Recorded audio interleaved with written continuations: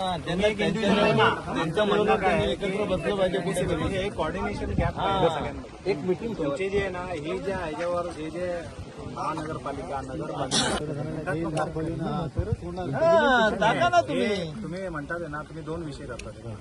त्याचं म्हणणं काय आहे की हे जे पोल्युशन करतात ते इंडस्ट्री त्यांना तर दंडात्मक कारवाई करण्याचा तुमचा अधिकार आहे की नाही आहे ना.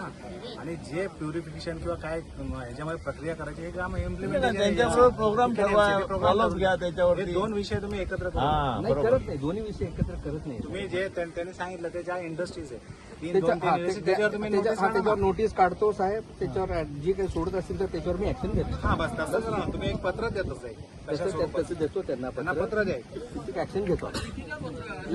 देतो